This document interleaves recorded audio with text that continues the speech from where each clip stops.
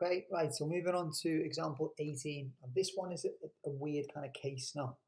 So hopefully you're sort of familiar now with the idea of choosing your u and your dv, so that when we kind of move on later on, the integral of vdu that we use is as simple as possible. This time though, it doesn't really matter here which one we use, because whichever one we differentiate, we're still going to get at least a complex function with at least an x in it. And that's going to cause a problem, because it means that when we come to integrate again, we aren't going to get just to a simple term in the second part of it. When we get our uv minus the integral of v du, this thing isn't going to simplify. Okay, it's not going to simplify nicely anyway. What happens now then is that basically we have to do this twice. Okay, so if you look at something and you think, well, I can't, if I differentiate e to the x, I'm just going to get e to the x again. If I differentiate x squared, I'm going to get 2x. But if I was to differentiate 2x, that would then go, wouldn't it? So that's where the kind of doing it twice comes in. So we are going to choose u as x squared and dv as e to the x. So u is going to be x squared and dv is going to be e to the x. So let's fill in the rest of these things now. So du is going to be 2x, and if we integrate e to the x, we just get e to the x again. Okay, so filling those things in to our by parts formula, we get uv, which is x squared e to the x, minus the integral of v du. So I'm going to write that as 2x e to the x. Okay, so this is very similar to that. It's basically one of these that we now have to do. But hopefully now what you can spot is that if I let u this time equal 2x, it will disappear, won't it? That will go to a constant. So if I let u equal 2x, du will now be 2, which means that I've got to let dv equal e to the x, which means v is going to be equal e to the x again. Okay.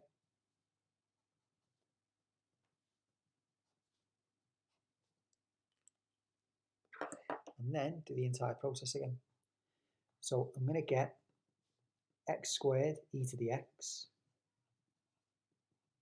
which is always going to be at the start until I finish, because that was part of my original answer, minus, when we integrate this thing, we're going to get uv minus the integral v du. So uv, which is going to be 2x e to the x, minus the integral of v du minus 2 e to the x. Okay. So now let's figure all that out. Again, x squared e to the x minus 2x e to the x. That minus will turn that minus into a plus, won't it? And what do we get when I integrate 2 e to the x? I just get 2 e to the x. Okay. So pause the video, please. Have a go at that one now.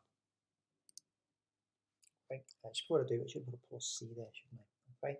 So what you should have been doing here was letting u equal x squared again, which means you let dv equals cos x.